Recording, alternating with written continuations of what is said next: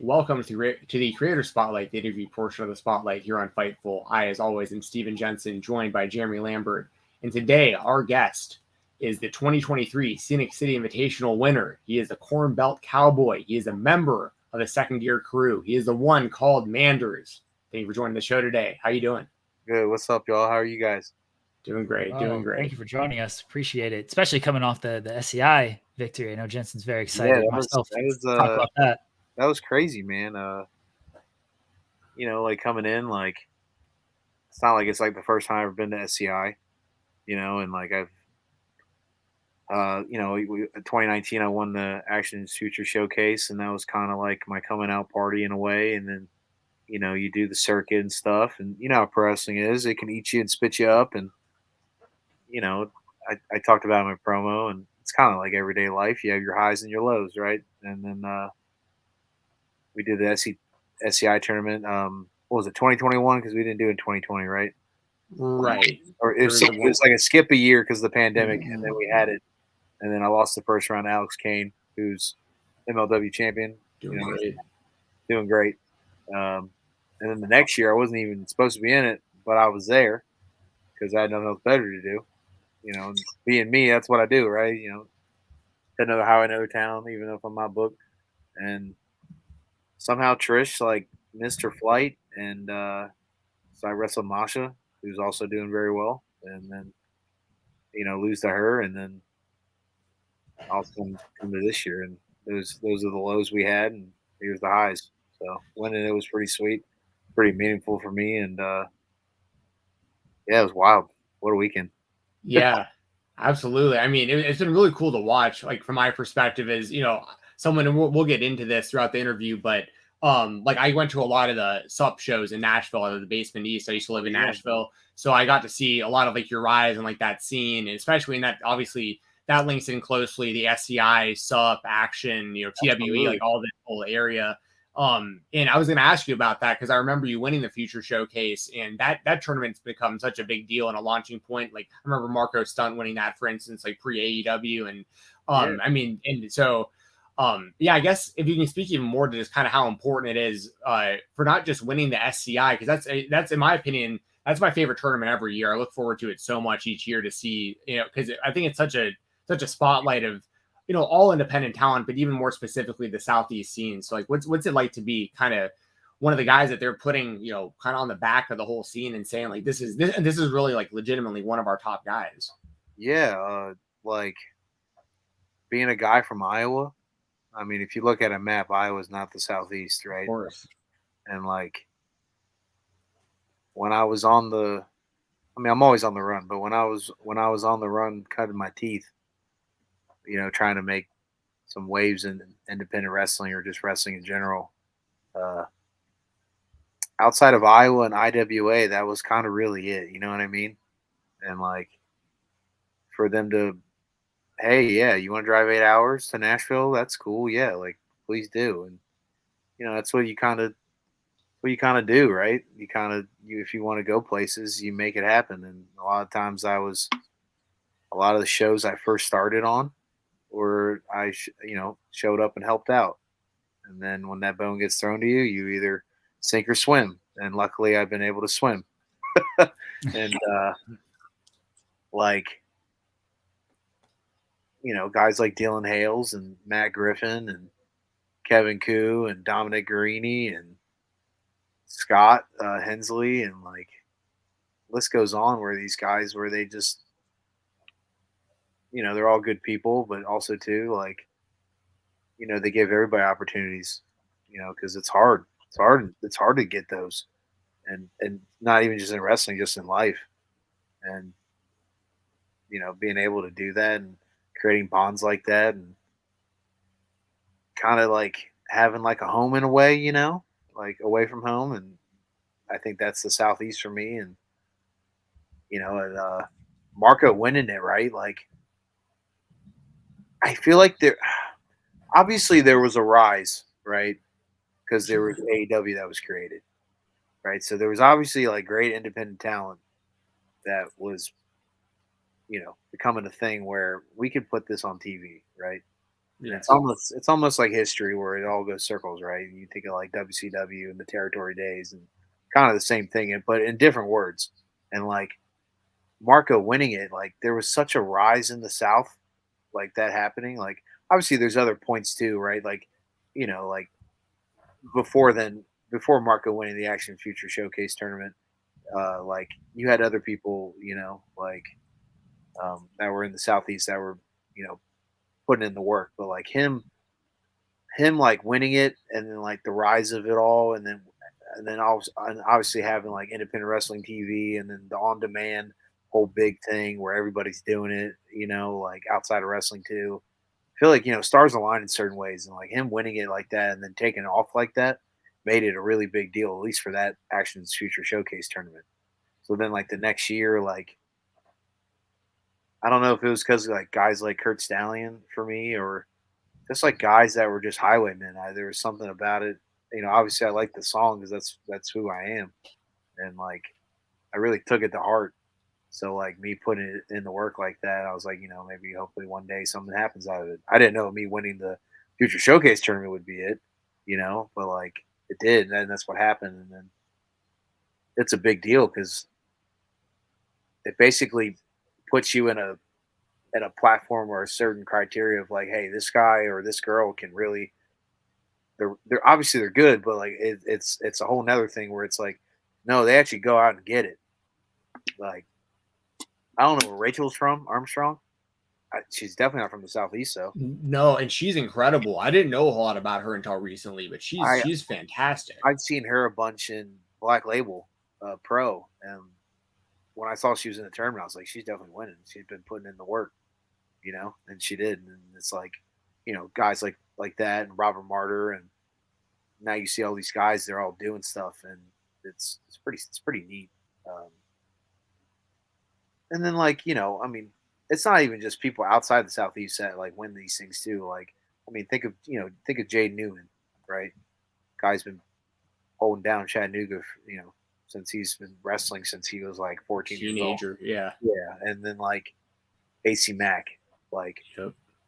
he, they created a whole entire season of wrestling for a show, like all based. I mean, it's not all based on him, but like he was like the flag bearer, Uncharted territory, yeah. The Southeast first, yeah. That was he was a main focus. And by the way, there would have been a lot more with I'm sure you remember this as well, but during the pandemic, he was the Bone Storm champion and the Action champion simultaneously, and then went on to win the IWTV title. There's a lot more they could have done with all that, but everything got shut down. 100%. And actually, to even let's take the curtain out a little bit. I was the way that, like, if let's say the pandemic didn't happen or whatever, I would have been the sub champion. Wow, so that's how that was going to play out. Yeah, wow. So like it would have. There's a bunch of like shit like that. Wow, because I was going to ask you too, and we'll probably bounce around, but I remember like the Teddy King story like very well, like the with you and Jaden, and that kind of got derailed because Teddy left the business. And you were like, I mean, so there was like your career and stuff alone is kind of wild, like kind of the highs and lows, and that's something I didn't know that. So you were actually penciled in to be so were you going to beat AC? Was he going to hold the belt until you? So we can even rewind all this back, which is crazy. Like I'm trying to remember in my memory bank. Like the Teddy King stuff, like originally I was just like there, you know what I mean? Like they were grooming me for whatever. But like really the story was supposed to be Teddy King and Jaden. JV, yeah. Right. And then if I'm not mistaken, Teddy King was supposed to win the Action's Future Showcase tournament that year. Okay, that makes sense. But then when he like, I mean it happens, right? All the time. Sure.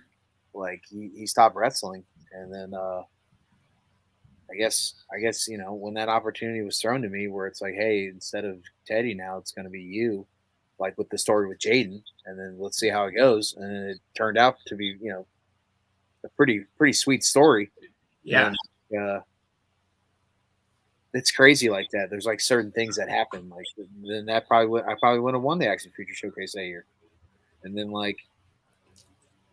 it probably wouldn't have had me a chance to face AC and then beat AC Mack for the belt. And then who knows what happened after that. That's so wild. It's all crazy. And like when we go back to highs and lows, like I haven't really like, I'm sure if you can find me on Twitter and like you go back to like 2020 and stuff, and that was definitely a low point for me. It was a low point for everybody, right? Because it's the pandemic. It sucked for everyone. I'm not the only one who didn't benefit from the pandemic. I mean, there's a couple people that did. Like, look at Ben, like Ben Carter or Nathan Frazier, right? Like Ben's one of my best friends, and because of him in the pandemic, that's how he got signed to WWE. I mean, I think either way he would have, but like, you know what I mean? Like, y'all have history through Black and Brave by chance as well? Oh yeah, he was a Black and Brave kid too. Well, I know he was, but I didn't know like if y'all like knew each other from there. Yeah, we did. So when he had like some ring experience, but like when he came to the States, he like obviously went to school to play soccer. But it's funny, like obviously he loved soccer and he wanted education, but like really in reality it was for him to find his ways to get into wrestling, which is crazy. And like yeah, I met Ben. I was class 8. I think he was like class like 12 or something. Maybe. And we just kind of like hit it off a lot because we had like the same mindset. Like we both loved wrestling. We were sports kids, like just all that kind of stuff. And like when he was living in the South, because he went to school in like Tennessee, and I was running the South a lot at that time, like we just kind of bonded. And then like when he like moved back to Davenport, he lived in the bunkhouse with me, and then like we just kind of went everywhere. AIW, GCW, like AAW, any of the shows you name it, that's what we all did. And but yeah, like going back to the pandemic stuff, like for me, like I had all these things lined up that were going to happen, and then just like everybody else, like it got taken away from me. So then you had to like sit back and be like, damn, like what did I do wrong? But everything happens for a reason. And then when you look at it now, maybe not back then I didn't understand, but also too I was young too, and then all that shit. So it's like pretty wild. I guess cream rises to the top sometimes. Yeah. Not to toot the horn, but you know what I mean. Like, sure, the perseverance. Absolutely, Jeremy. If you want to get some questions in, I don't want to take this interview over too bad. I can talk all day about the Southeast. There's a lot of like crazy history about just all of it, and it's I'm super grateful for just the whole scenic city and the whole Southeast. So. Well, Dylan, this isn't a question. This is a lead into Jeremy asking a question here because I don't want to leave you out here, bud. Just for what it's worth, I don't know if you've gone back and watched your win in the Scenic City Invitational, but then the finals. But Dylan mentions on commentary, Dylan Hales mentions on commentary that a lot of the stuff you mentioned about yourself, about how you were a guy who was just like putting in a lot of work, who was showing up, just trying to basically get a spot, a handful of years ago. And then that led into your speech afterwards, which I thought was a really great, just a very heartfelt, just humble, just you seem like just a good dude, like a good hardworking guy, and that it really comes across, So right. Oh, I appreciate that. I was gonna say it was a great victory speech, and like for someone like I've followed enough of. When it comes to the GCW stuff and stuff in MLW and everything, Jensen is very much Southeast historian, knows everything about everything, can tell you about all these matches that I've never seen before. But I was just going to ask on kind of the GCW and MLW and the sort of moving away a little bit from the SCI sort of stuff, like, you've shared the ring with a lot of people throughout your career. A lot of people, television people who either work in television now or have worked in television previously. Was there a moment, a match where you were like, okay, I've sort of made this, and this is what I'm good at, and this is, I know I can do this? Or did any of the television people come up to you, or any veteran television or not, come up to you and be like, hey man, like you're great at this, keep doing this type of thing? All the above. Like the biggest thing I've learned from guys that were either on TV or guys that are currently on TV or to my trainer like Seth Rollins and people that I've run through and been with, or my best friends like Mance, Justice, Effie. The one thing that's consistent that I keep hearing is just keep going, right? And that's what I've like. And I say this a lot to like some of the young guys where it's like, look, man, like talent's all great. Like everybody's got talent, right? There's a lot of great wrestlers out there, but it's you being a hustler and you being and making sacrifices and doing like those little things that like will make you go above and beyond, I think, right? Like, so then like saying like just keep going, because there's a lot of days, right, that we all sit and we wake up and we go to work and we're like, damn, I fucking hate this. You know what I mean? Like we all have it, and love and hate's a very fine line, and like there's days like that in pro wrestling too. You know, like I mean, it's not fun to sit in 10, 12-hour days and TV taping at MLW, right? Or like, driving 6 to 8 hours, for GCW. Like it's not glamorous, right? Like there's those things like people don't see, like they see you coming out of the curtain and you wrestling, but it's all the other things that you don't see. That's like a very small part, I feel like, because if you think about it, right? Like let's say I'm wrestling in Dayton, Ohio. That's a 7-hour one way, right? For a 10-minute match. That little 10-minute, it's worth it, right? But when you think of time and you think of all that, the ratio is way off, right? And like, but that's the thing. It's like with all that, I always try to tell everybody, or I even tell myself, where it's like, you just gotta keep going. That's like the biggest thing. Like that's how a lot of these guys like make it, honestly, or whatever that means, right? Like I don't know what that means. Like my saying might be different than Jeremy's saying, or it might be different than Steven's saying. Like maybe my dreams and aspirations are different than yours. Maybe yours is WWE, maybe mine's Japan. I don't know. Like so, or it could be anything. I don't know. Or making money and getting to wrestle on somebody else's dime. That's kind of cool. So I don't know. I really don't know what it is, right? Like I would love to do all those things, but you never know. And I'm happy doing what I'm doing now. And it's, as the cliche thing, it's all about the journey, man, like, or whatever the hell they say. And I try to live by that. So yeah.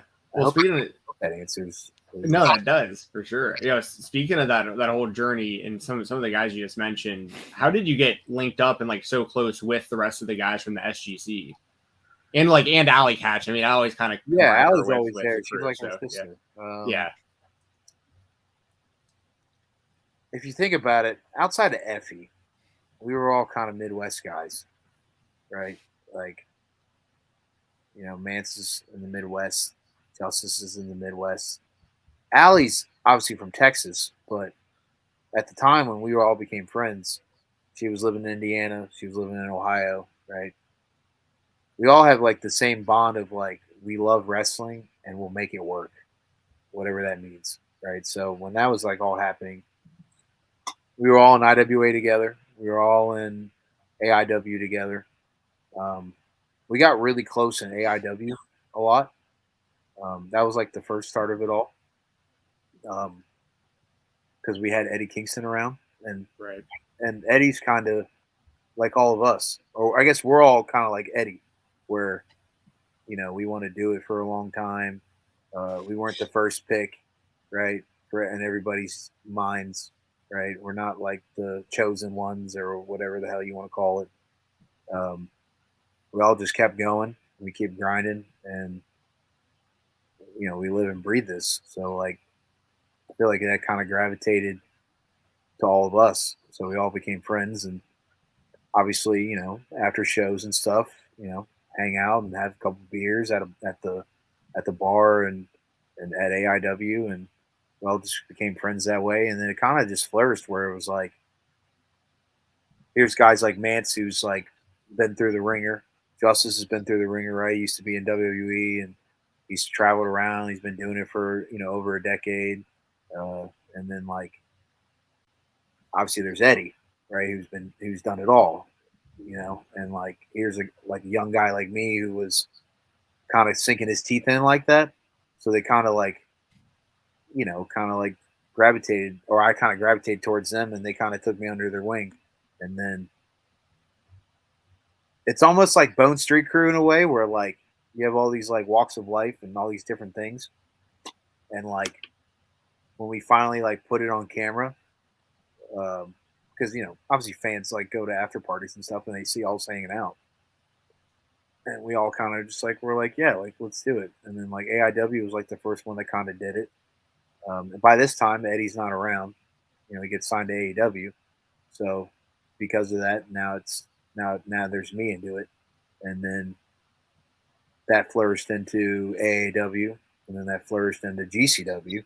And then that's when we kind of all met similar guys like Effie. So like, and it just kind of all works out. And then now we have a group chat and we text about it every day, and it could be about wrestling or life or our problems or whatever it is. So yeah, it's pretty sweet. I've always loved the group dynamic because of pretty much everything you just said, and a lot of like newer fans probably don't even know how Eddie Kingston is involved. You know what I mean? Because you don't see him with y'all nowadays. Yeah. So but he was obviously a humongous part of that when it was all kicking off. Absolutely. And someone or AIW, obviously that's another great company. Love AIW, and somebody who's done really well there that I actually got to see you wrestle against. Just wanted to just get an opinion on this performer. I was in the Basement East years ago. I watched you wrestle one of the just damnedest, y'all beat the hell out of each other. You and Joshua Bishop. Yeah. And he's another guy that he's not an SGC, he does his own thing, and that's fine. But he's always hanging out with us. Well, him and Justice will always be linked by the spots that they've. I was there for all of it. I remember like a week or maybe it was a week or two before that spot off the Odeon, them talking about it at the Basement East at Seth, because they were all there. I'm trying to remember who Justice wrestled. I think it might have been Warhorse, maybe. Probably. Yeah, I remember they did have a match with each other. Yeah, which was nuts. Yeah. I remember them talking about it, and I'm just like, "There's no way. There's no way." By the way, for people who don't know what we're talking about, Matthew Justice did a diving Death Valley driver off this balcony. We didn't throw Bishop; they went together off of this thing, at least 20 feet in the air. Yeah, through a few tables and just flashed onto the ground. 4 tables, and I think only 2 of them broke. Yeah, because they missed it. Yeah, it was crazy. It was the craziest thing I've ever seen. That's one of the few times. By the way, I've checked up on a wrestler. I've DM'd Josh after that, and I was like, "Dude, are you alive right now? What was that? Yeah, what happened?" and he was like, "Yeah, man, I'm still breathing." They're just like, "All right, you're good, I guess. Y'all are crazy." That kind of really reamped Justice's career, I feel like, because right when that happened, he took off in GCW and everything like that. And I can't say it reamped Josh's career, because Josh's career was just beginning, because he's 25, which is freaking nuts. Oh man, I was watching. He might be 26 now, right now, but either way, dude's still young and he's still killing it, and he's the man. There's no doubt. There's nothing else to say with him. He's the man. They both are. They're both crazy. I've seen a lot of evolution out of Bishop over the years. I don't know if you're familiar with the slutty cat persona that he once was. I wasn't around when that was happening, but I definitely heard myself.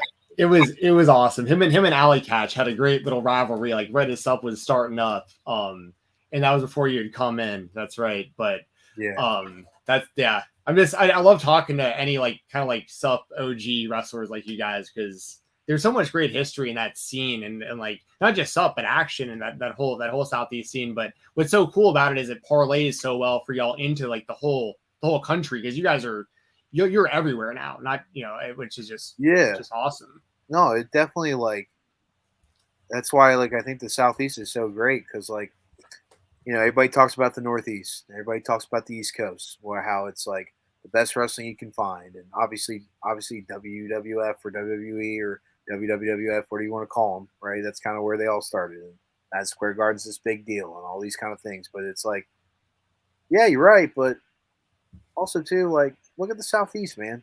Like it's just, I don't know how to explain it. Like, it really did. Like, when SUP was first starting, I remember like looking on Twitter and like seeing these guys when like it was guys like Kurt Stallion, guys like Mance, guys like MJF, guys like girls like Allie, like Dom Koo, the Carnies. Like, you had all these people, and it was like, there's something here, and I want to be a part of it. You know what I mean? And I like they really gravitated to that and all that. And it makes it sweet when you have people that all kind of think the same mindset as you. So freaking awesome. And honestly, like that was like going off of like because of SUP is the reason why like a lot of these guys wrestle on like MLW and GCW and New Japan and AEW and WWE, like or Impact even, like like list goes on, where like because I did that SCI weekend 2019, it made people like Brett Lauderdale and people like Drew from Beyond and stuff make me. They were like, okay, there's something with this kid. Let's use him. Let's see what he can do. You know what I mean? And then you make it work.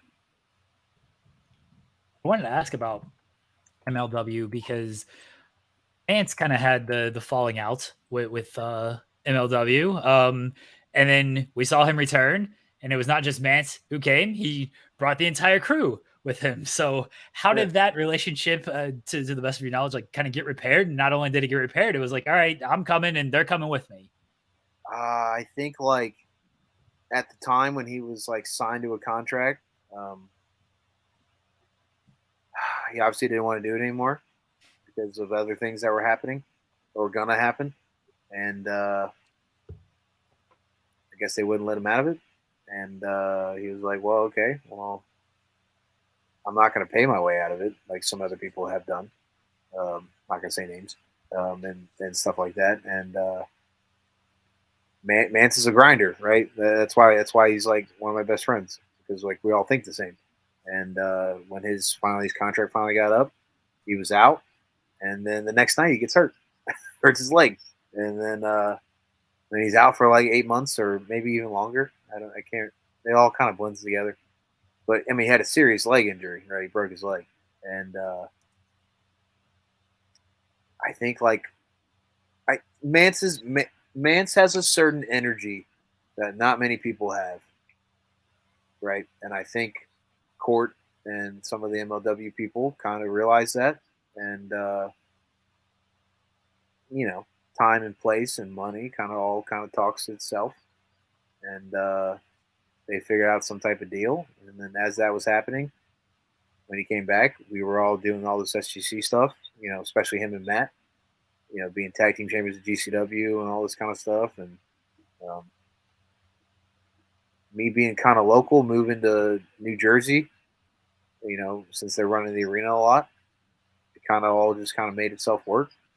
And they were like, we want to use all these guys because SGC is kind of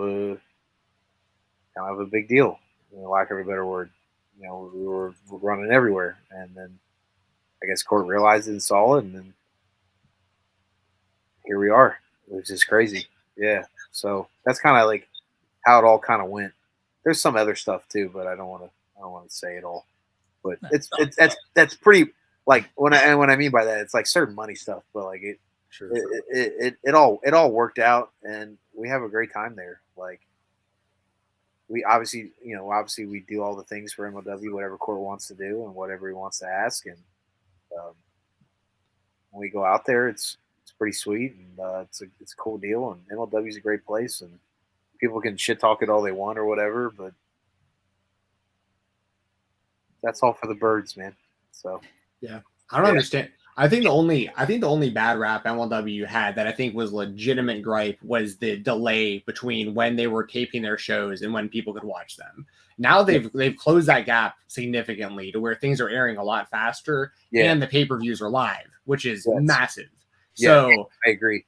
Yeah, so I think honestly, like, because to be fair, the MLW pay-per-view that y'all just ran, that ran on the same night at the same time as CM Punk wrestling on Collision, as UFC's Robbie Lawler had his retirement fight at the same time this was going on. There was also a GCW event, I think, at the same exact time. There was too much fucking wrestling that day. Right. And so MLW. It really was. That's like been a problem lately. I feel like I feel like before the pandemic, everybody worked with each other. Yes. Which obviously certain companies ain't gonna work with each other, but like it's just like there was like all that you just said, and then on top of it you had GCW, Revolver, and West Coast Pro all running all at the same time. Like at least right. West Coast ran a little bit later in the night, but I know what you mean. Yeah. Yeah. It's like you had all these shows, and I'm sitting here like I'm booked at all these places, and like I have to pick one now. Like, damn. Like, which is it's not a bad problem to have, obviously, but like, it's just crazy. That day was crazy. It really was. And so my point for MLW though with that was that even though all that was going on, I still saw a lot of people tweeting about the show. Like there were still people tuning in for MLW that were enjoying it. There was a lot of big title changes. You mentioned Alex Kane. I'm a big fan of his, have been for a long time, and it's great seeing him succeeding. So like y'all have a ton of great talent in MLW, including, I wanted to get kind of your opinion on this, just if there's any differences or just like if it's cool or like just kind of how things have worked out where like the calling for MLW, for instance. Right. I think they're a really interesting group. I like Raven. I've liked him since I was a little kid in ECW, right? And like in his group, you got Akira, who's a guy who's grinded the Southeast, part of the KOBK crew with Brett Eisen and those dudes. You've got RSP, who you worked with plenty, I'm sure, at the time, in GCW. So it's like all y'all still like wound up. Like it's funny how small of a world wrestling can be, where like these people you've worked with year after year in all these different places, you just like wind up in the same spot.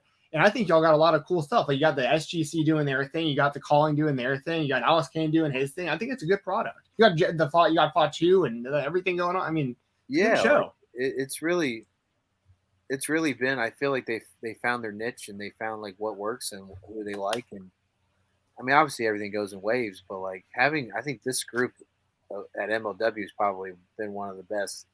Because like for a while, I feel like it was always like guys that were, I don't want to say signed everywhere else, but like when you think of certain people, you don't think of. I'm trying to explain this well. I don't know how I'm gonna do it. Some of their old shows, right? You had a lot of people that like they were everywhere. Like they didn't have their own core guys, but like at the same time too, like obviously we're all everywhere too, but it's like I feel like now it's more like MLW guys, and then it's like it's not like just some big name. I mean, obviously you get a few, right? But like, how do I explain? Well, no, I understand what you're saying, because also without the delay issues I'm talking about, you're not going to run into problems like having Karrion Kross on the show 6 months into him returning to the WWE. Yeah, like that kind of stuff, and like names like that. And I mean, obviously it's cool to have guys like Killing Cross or Killer Cross and John Morrison and like all these people too. Like it was pretty. Like when we talked about earlier, like people like you wrestled with, like one of the like recent things in my brain that I was like, holy shit, I'm in the ring doing a spot with John Morrison. That's wild. I watched John Morrison when I was a kid. It's crazy. And then like being in a ring with him, I was like, holy shit. All right. And he's like, what do you want to do? I was like, I don't know, man. What do you want to do? Like it's pretty wild. Like it's John Morrison, like, Yeah.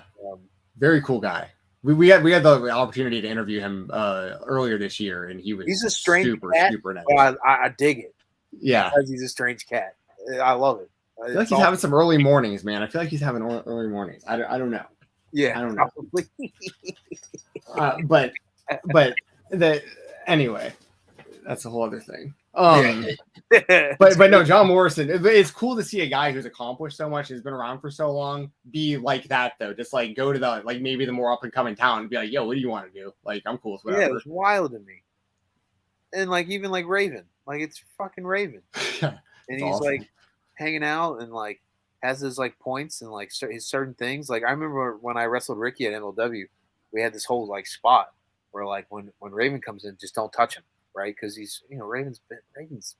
We talk about being through the ringer. Raven's been through the ringer, and that's not a bad thing. It's guys put his time in, right? And it's cool. I remember when he came in, I was so in the zone, and I almost hit him, and I was like, oh shit, I can't hit him. And I turn around and start hitting somebody else. It was just wild to me. I was like, oh shit, I'm gonna get in trouble, but everything was all right. So you were not allowed to hit Raven. Was Raven just not? He wasn't bumping. Or was that just out of respect? Part of the spot, or was that just the rule? We're not hitting Raven. How old Raven?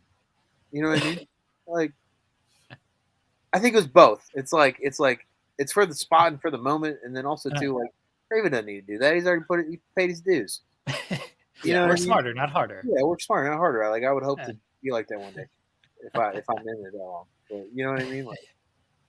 But the best part with Raven is when you have the objective sometimes is you're not gonna get it all the time, but the objective a lot of it is in order for you to be a better wrestler, right, or a better entertainer, performer, whatever you want to call it, you got to be with people that are better than you. And somebody like Raven in the locker room with you, where he can cut a promo, he can work, he can he can do it all, and he's been through it all, obviously, right? And having somebody like that, and then him just coming up to you being like, hey cowboy, man, that was pretty good, this is what I would do next time, or he'll tell you things that make you think way out of the spectrum, where it's holy shit, all right, instead of me pigeonholing myself in tunnel vision of just pro wrestling, think of expanding of life, and because not many people can understand wrestling, but a lot of people can understand the experiences of everyday life, and it's those kind of things. It's just damn, it's awesome to have guys like that, and it's made me a better, not even just a better wrestler, a better person. So yeah, it's wild seeing Raven still out there and involved, and it's something that I think makes sense and is good on the show. Yeah, legitimately, you don't even have to be there. You know what I mean? If I was in my 60s, I would want to retire. You know what I mean? And enjoy life, but at the same time, the old saying of, what is it? It's if you're not working or whatever, or if you love what you do, you don't have to work a day in your life, and maybe that's what it is. Yeah. What was the quote, by the way? It's not the size of the fight of the dog. It's I popped him. That's great. I broke Manders. I didn't realize. Okay, so this is how my head was going. That was one of the best weekends of my life. Not even the obviously winning the thing, even personal stuff too, in a way. But also a lot of shit's happened in my life, till then, personal that are pretty much my lowest of lows, where with relationships and shit like that, and all that kind of stuff, and so you got all these things going through your head, and they tell you you're gonna win the tournament, and you're like, holy shit, okay, this is actually happening, and then it doesn't really for me it doesn't really hit me till it happens. I remember when I wrestled Nick Gage, for example, people would come up to me and be like, oh, you ready? And I'm like, it's fucking Tuesday. It's the show's on Saturday. No. But some people would be like, oh yeah, I'm super excited. But me, it's I don't know what it is. I've always been that way since I was a kid, playing football and all that stuff. And when it happened, literally, when the pin happened, and the like the trophy was presented. It's just like the full adrenaline of emotions and everything just hit you, and it's like, holy shit, man! Like, so like I never thought of like, hey, I should probably like think of like some things for this speech, and I didn't at all. Normally, I like think a little bit where it's like, hey, here's some blueprints or bullet points. Like it's even like with my matches. Like I don't really like. I try to have bullet points. I don't like doing A to Z. Some people do. I'm not saying it doesn't work. And I've done both, but like I know like it might be because like the sports and like being aware and having awareness and stuff and like feeling the moment, and like I didn't have any of that. So when they gave me the mic and I cut a promo, I'm like, fuck, I don't know what to say. But then I thought of like an old thing like my mom used to always tell me. And like when I was totally speaking, I totally like didn't say it right. And I was like, something like that, ha ha ha. And everybody You played it off fine. I mean, everyone knew what you meant. It was very hard. It was very obvious, by the way, in a good way. Yeah. You were just speaking from the heart. That wasn't like a pre-planned speech. No. Yeah. Not at all. And I just was like, damn. And that was like one of the things. Like I remember like being a kid, like it's not the size of I don't even know if I can say it now.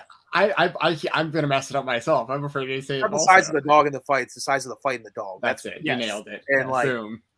I've heard that since I was a little kid, and like, believe it or not, right? Like, in the world of football, I'm not the biggest guy.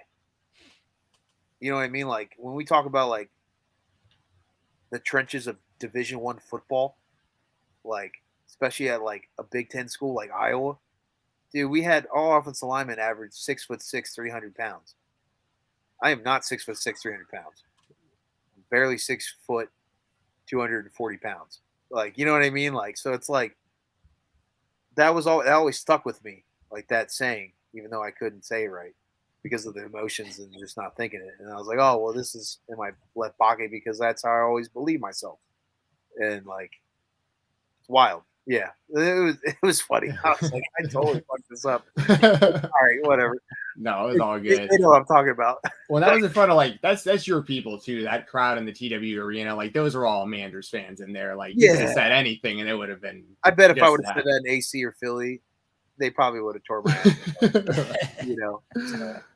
Hey, well, speaking of like other places, it was just announced. Me and Jeremy. So this interview runs as like a part of our Thursday morning show. So we'll do some topics before this interview, and something we're going to talk about that people would have just heard us talk about a little bit is GCW just announced that they're going to be doing Korakuen Hall in Japan, which is unreal. So is that a show that you plan to be a part of, and do you have any opponent you would like to wrestle on that? I would love to be a part of that, but I haven't heard nothing. Oh. Who to wrestle? There's so many guys. I don't know. I haven't heard nothing from Brett or anything. I know we have other stuff planned that we're doing that's international, which will be sick, and probably in the next month you'll probably hear about it. And it's almost like a gate opener for other things that I know is in the works. So it'll be pretty sweet. And I don't want to say it all yet. But that's yes. fine. But yes. Oh, we like get some scoops here. Let's try to get some scoops. We can always edit things out too. We can always bleep things. I said like, international, so if you think of it's still associated with GCW. So there's that. But it's not Korakuen Hall. I haven't heard nothing. Okay. I didn't mean to bring that up, by the way, as like, like totally I would love to be a part of it. And if you guys want to, people will see this. So Brett, if you Brett, Korakuen Hall, one Called Manders, that'd be kind of sick.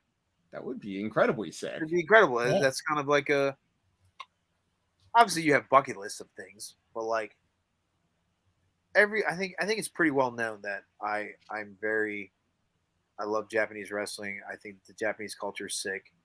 It's not because I'm a cowboy. It's because of like, it's just the way they operate and the way they tell stories really, really, really speaks to me. I don't know if it's because of being a football player and like all that kind of stuff, and me loving all Japan Pro Wrestling, of like the gaijins of like Dr. Death and Stan Hansen and Terry Gordy and Bruiser Brody and Terry Funk and Dory Funk and the list goes on, right? Bill the Butcher, all that. And it's like, yeah, Corrigan Hall would be sick. That'd be like my Madison Square Garden.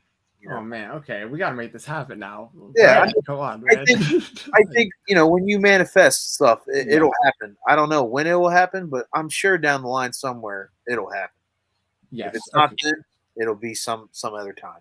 And honestly, it'll all work out.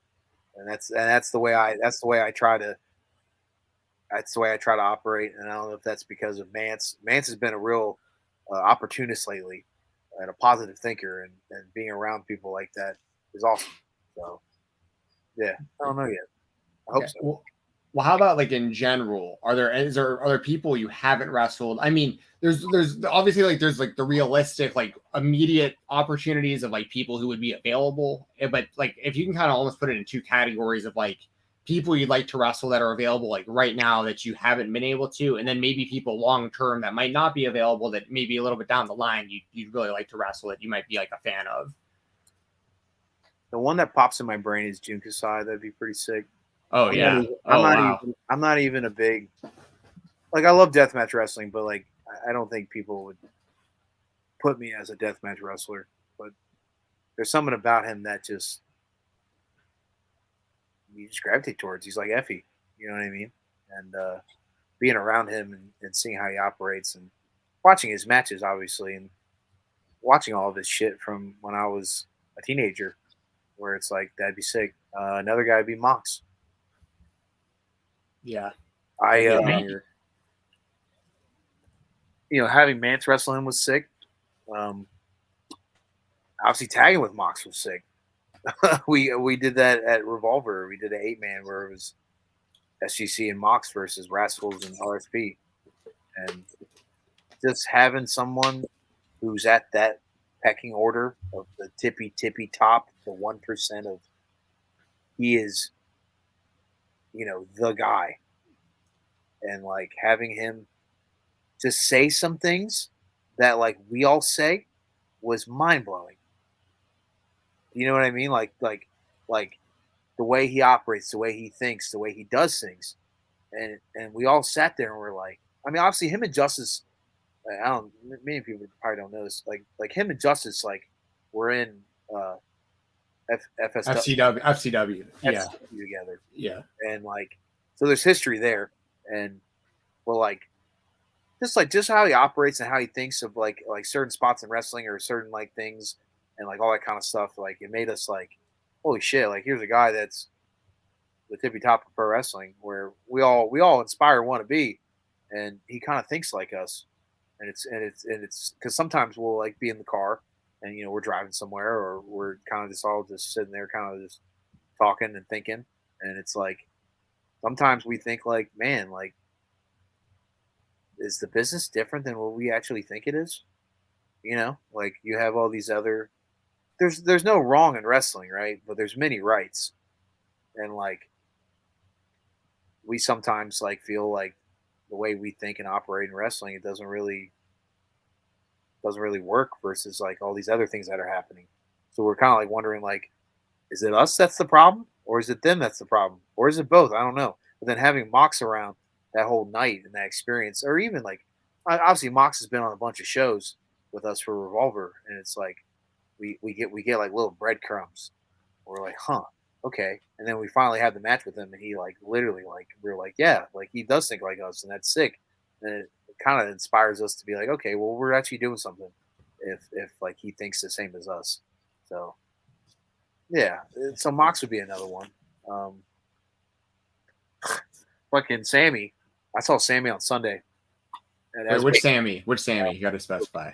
Callahan, sorry. Oh, okay, Sammy Callahan. Gotcha. I saw Callahan at Prestige in Asbury Park Sunday. I didn't even know he was going to be there, and I walk in the locker room, and we were just like talking or whatever, and then he was like, yeah, he's like, so the third you're doing this, and this, and he's like, we almost had you versus Mox, and I was like, why would you say that to me? Why would you say that to me? Why would you say that?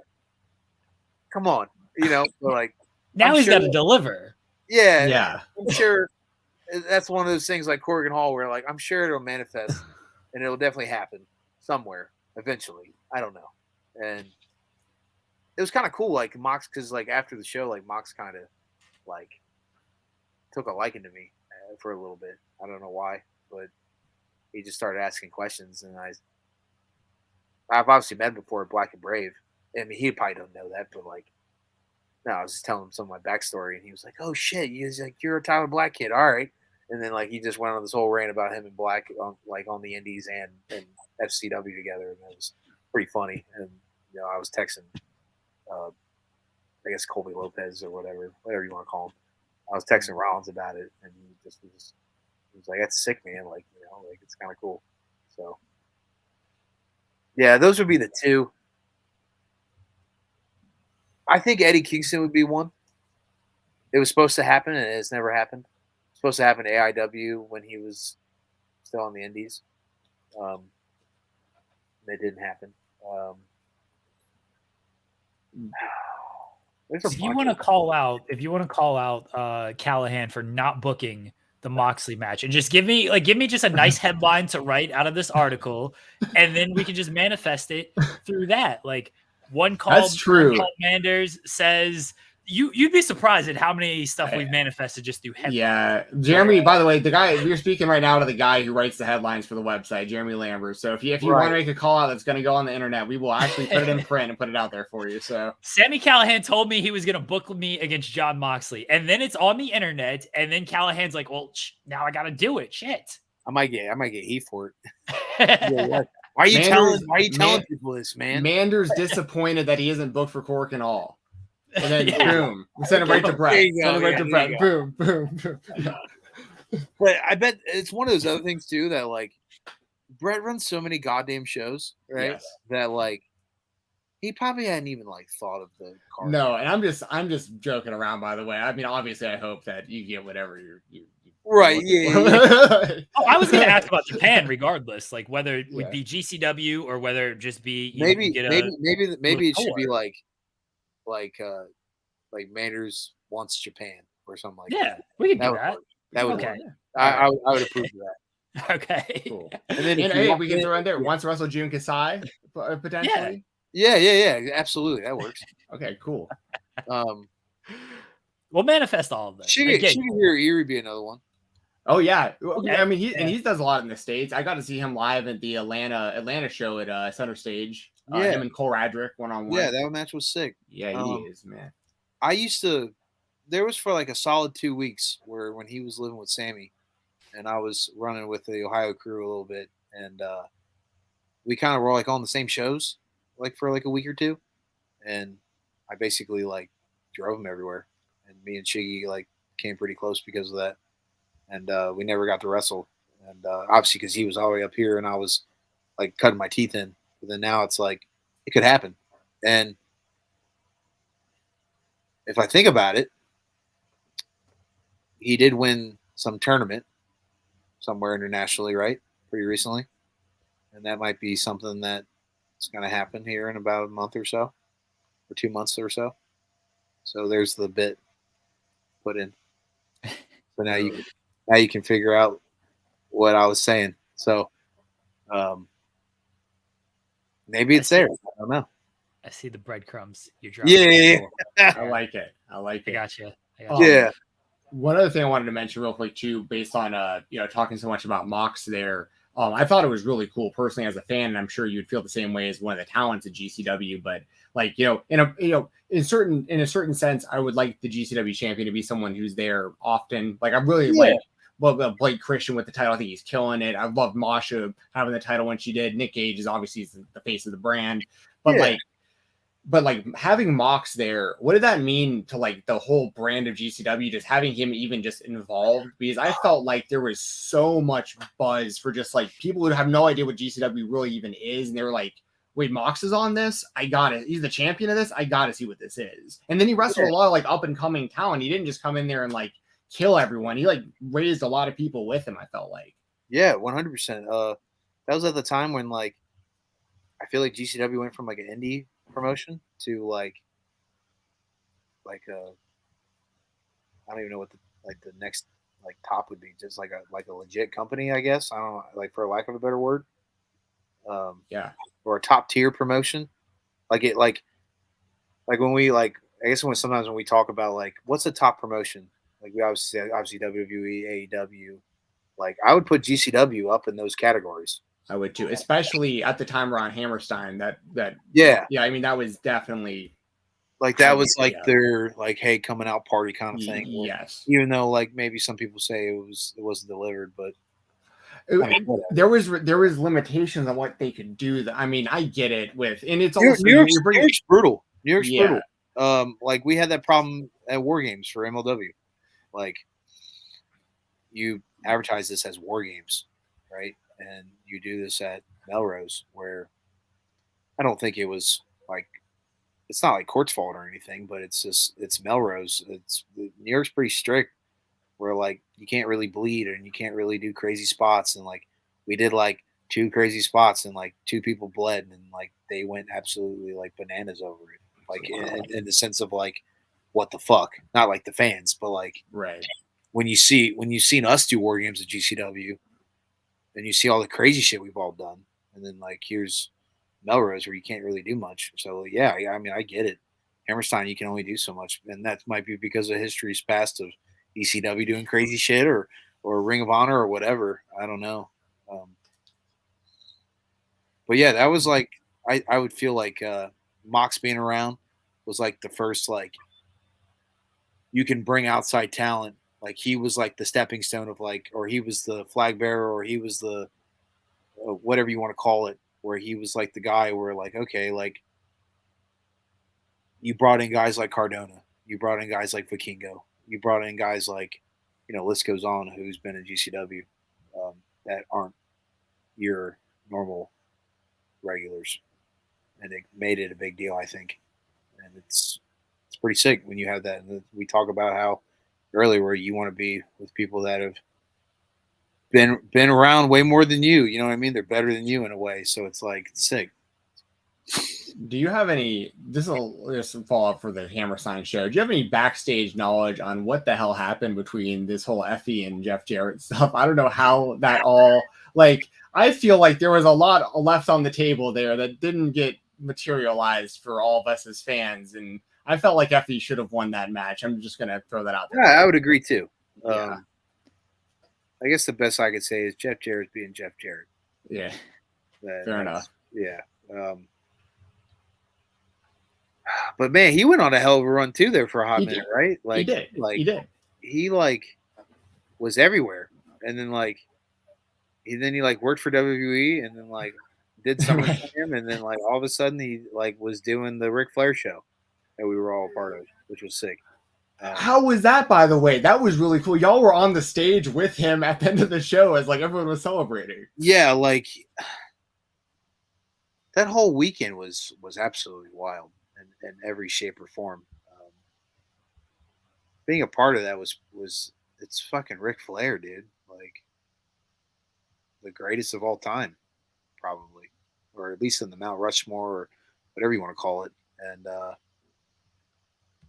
obviously too, like Conrad likes GCW, and like we did the Nashville show and all that, and being a part of something that was probably like the biggest indie like show to date, they said.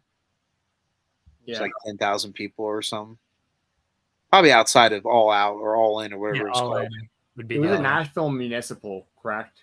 I think it was the Nashville Municipal Auditorium. Yeah, so, and that's a legendary place. Yes. So like it was just pretty sick where you're like you have like these certain milestones. You don't know what they're gonna be, but you know when it like means something or it's a big deal. And of course you have some guidelines of like, for example, like Corgan Hall or like Madison Square Garden or like these other events and stuff. But like when it happens, you're like, oh shit, this was really happening. It was pretty sweet. And being a part of that battle royal, pre-show or not, whatever, who cares?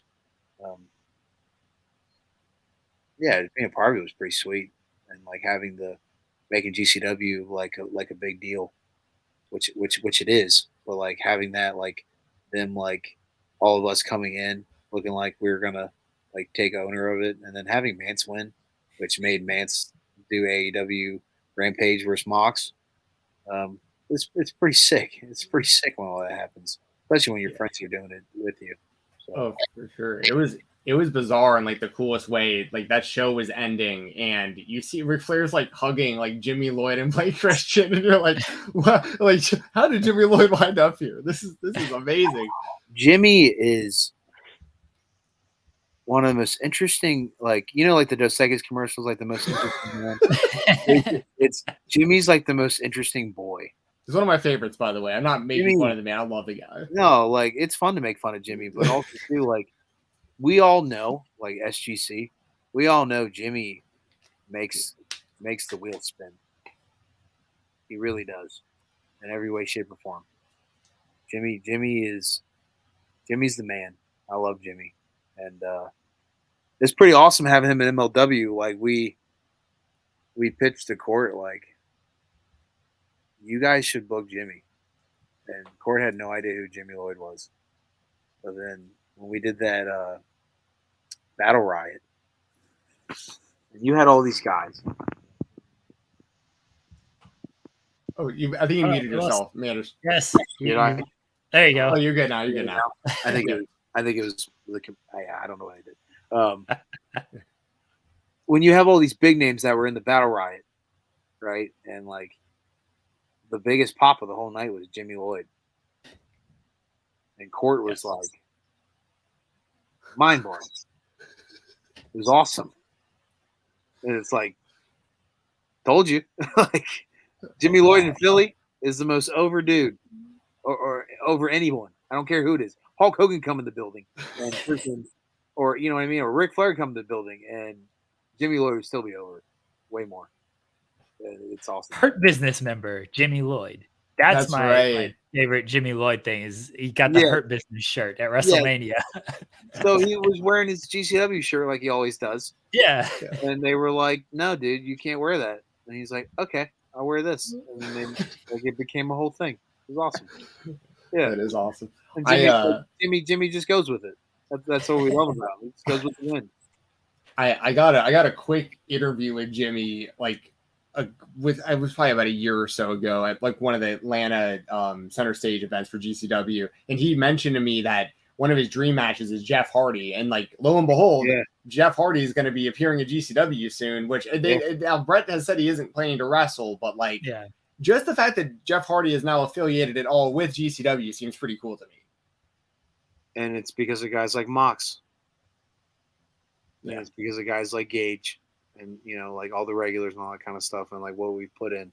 And it's pretty freaking sweet that Jeff Hardy is going to be there, whether he's wrestling or not. Some people were shitting on it, I saw, but it's like, come on. Yeah, it's cool that he just wants to be involved at all. Like that's awesome. And I mean, can you speak a bit more towards, especially to maybe some of like our audience who might not be as like familiar with like GCW specifically, how important Nick Gage is just in general to like GCW and just like the whole scene?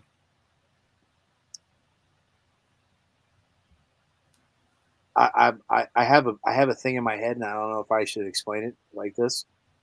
I'm not a religious person at all, right? But if I had to say like GCW is a religion, right?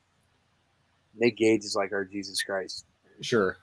In the sense of like the 20 plus years that dude's been through the ringer. When I talk about ringers, like he's been through the ring of fire, where he literally, in the audience of hardcore wrestling and deathmatch wrestling especially, where that's what GCW's bread and butter is, and through the triumphs and tribulations of Nick Gage, where he literally died in the ring and came back to life and been through prison. Talk about highs to highs and lows to lows. That guy's been through that.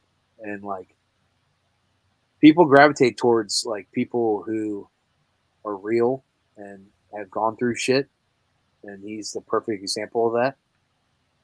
And especially like a successful story like Nick.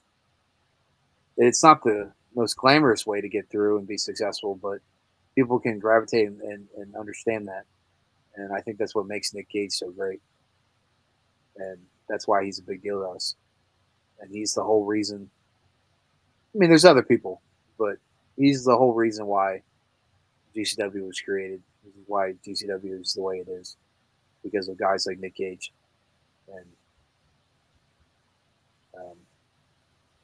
And overall of that, he has a certain energy about him. Like, when you think of, like, great coaches, right? Like, I'm trying to think of coaches like Joe Gibbs or, like, Vince Lombardi or, like, all that kind of stuff. Like, they have a certain presence and energy about them that, like, makes you a better performer. And Nick has that. There was a time where in the pandemic where Nick wasn't around because he got hurt. It was actually one of my matches at Beyond. It was a 6-man tag.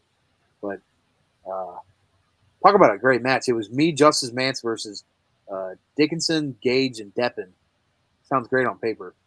And that's when Nick got hurt or whatever. But, like, there was a time where, like, Nick wasn't really performing or really around. And, like, yeah, like, GCW flourished, obviously. And, like, we all did well. But, like, having somebody like that not in the locker room definitely showed, like, something's off today. I don't know what it is. But then we all, like, think about it, and it's like, no, it's because of Nick. Like, Nick makes the wrestling better. Just him being there, you know? And that's what he holds that maybe people don't maybe not know. There's a certain presence about him that makes you a better performer. And it's just the intensity he brings, man. The attitude, the excitement, all that. And that's what Nick does. Nick's awesome for that. I want to ask about this is my last one because you've been very generous with your time tonight. But I saw we already talked in an hour. Like, it just happens. It just fucking happens. I saw this beef on Twitter. You and Jordan Oliver. Oh, 2 out of 3 stages of hell. What is your idea for 3 stages of hell with Jordan Oliver? We were talking about it, and I don't even really know. But somebody commented it. I don't know if it was y'all or whoever, but it was like normal match first, second match maybe bull rope match, and then third match whatever Jordan would want to do. I feel like it'd be maybe ladder. I don't know. Maybe steel cage. Okay. I don't know. I know that's all kind of hard to do. I mean, that's one of the greatest matches of all time. I mean, obviously, 3 stages of hell has been a thing. It's not like an everyday thing, but, like, the one I can think of is, like, Austin Triple H. Yeah. I think that was Backlash. Yes.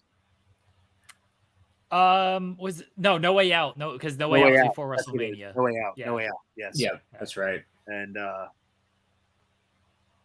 actually wearing an Austin shirt right now, as a matter of fact. Just yeah. Oh yeah. There you go.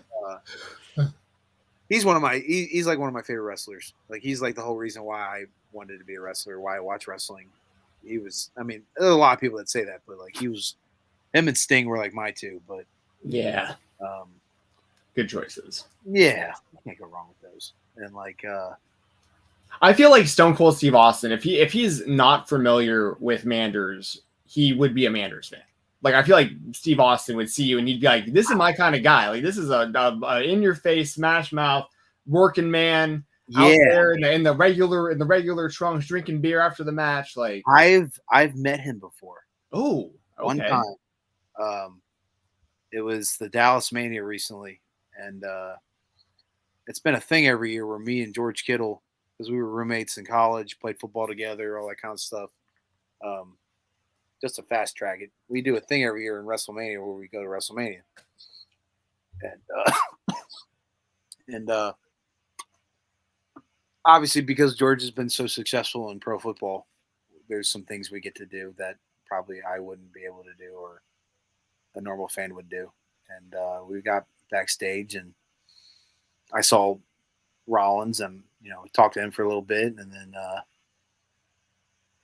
there's the man himself. Stone Cold Steve Austin sitting at catering, wanted to see George, and I shook his hand, said hello to him, and he asked me if I was a pro wrestler, and I told him I was a pro wrestler, and it was one of those things actually that we were saying earlier, where he's like, "Just keep going, kid. That's all I got to tell you."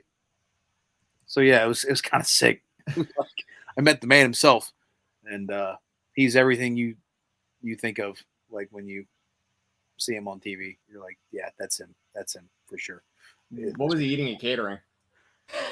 He just had coffee. I think he was just drinking coffee. He was like in his he was in like khaki pants and some like gym dad shoes, and like he had like a sweater vest, not a sweater vest, like a one of those like sport jacket things, and he was just sitting there drinking coffee.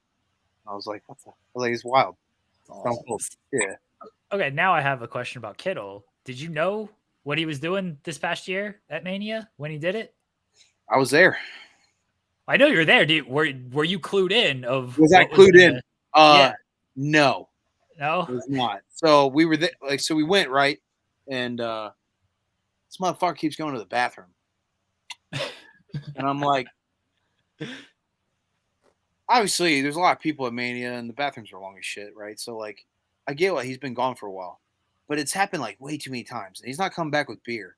So I'm sitting here, I'm like, what are you doing? You know, but I didn't say that yet, and like, I think it was like a couple segments before, like 3 or 4, and he was like, "Hey, so I didn't tell you this," and I'm like, "Okay, go on," and he's like, "So I'm gonna be in this next segment in like a couple more," and then he was like, "I'm gonna clothesline the Miz," or he didn't say clothesline. He said, "I'm gonna lariat the Miz. What do you think of that?" And I was just like, "No way." My move, dude. Yeah. I was like, no way. I was like, you're fucking with me right now. Like, you're fucking with me, right? And he's like, no. And he's like, I'm serious. Like, me and Pat McAfee. And I was like, that's sick. Okay, cool. And then it happened, right? And then the show ends or whatever, and we go backstage, and now I'm in the damn trailer with Pat McAfee drinking Miller Lite. Like, it was sick. Or I think it was Coors Light. Whatever. It doesn't matter. I was drinking beer with Pat McAfee. So it's me, George, and Pat McAfee drinking beer, just talking bullshit.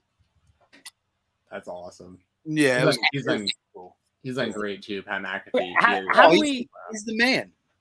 Oh yeah, McAfee. He talked about when he's at Mania. He's like, yeah, just a couple guys. He didn't mention names, but he said we're just out after the match drinking beers, and now we know one of the names. Now we know. He's out there drinking beers with them. He made a funny bit where he sees me and he goes, that mustache. Bet it's been through a lot of glass beverages or whatever.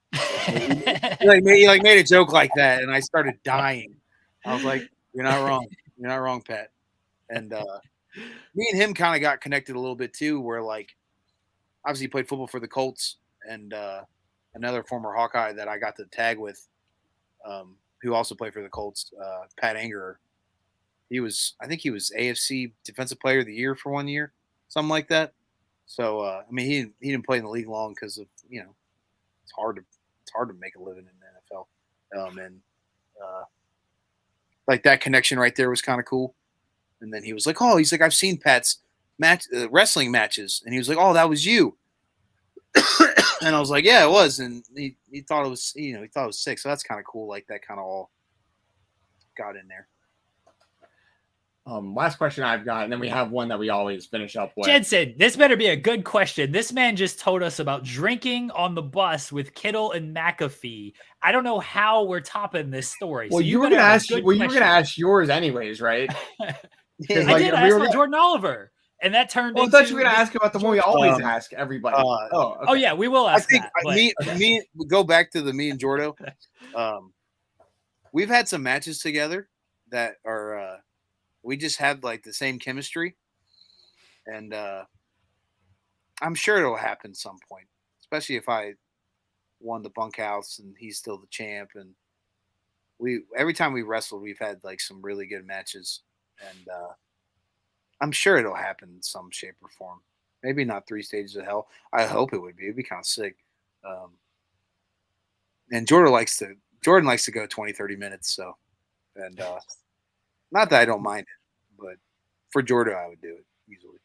Yeah. Well, he's a guy, Jordan Oliver. We talk about him often on the show. Like when we do our interview segments here, most wrestlers we talk to at one point or another bring up Jordan Oliver about either it's someone they love wrestling or someone who's got a great mind for the business or someone that they like confine in to like help them like with this or that. It's a name that always pops up is Jordan Oliver. He's a go-getter, dude. He's a go-getter. He's like what we were saying earlier, like he's got all the talent in the world, but like his passion and pride for the business and his hustle really speaks more volumes than his talent. It's awesome. Okay. I'm gonna steal Jeremy's last question. So we're gonna wrap it up here. We've taken enough of your time. So we ask everybody this, Manders, what is the coolest thing in your room? In my room? Yeah, like right in the room that you're in. Is there anything cool in your room? The lamp? Yeah. Oh, that's pretty cool. Yeah. Story on that. We were in Wyoming for GCW, and which is wild to say, because there's no pro wrestling in Wyoming. And I don't remember what the store was called, but it was like Dave's like fleet, basically. It was like a farmer's market type of thing. And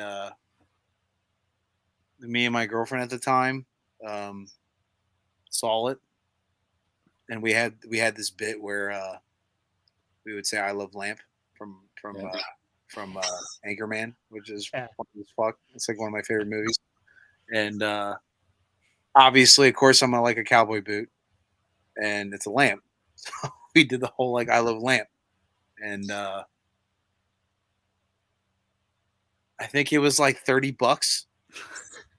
And the best part was we had to take it on the plane, right back. So we like drove back to Denver, which is like 2 hours. And I'm like, I don't know how we're gonna get this guy on the plane. Like, we don't have a box. We don't have enough baggage, like a bag to put it in there. And we're like, there's no way this is gonna work. Like, we're gonna have to like ship it or not have it or whatever. Like, we're kind of freaking out about it. And we just kind of told them the story, like the TSA, and they like we're like, okay, like go through it, like you can go through with it.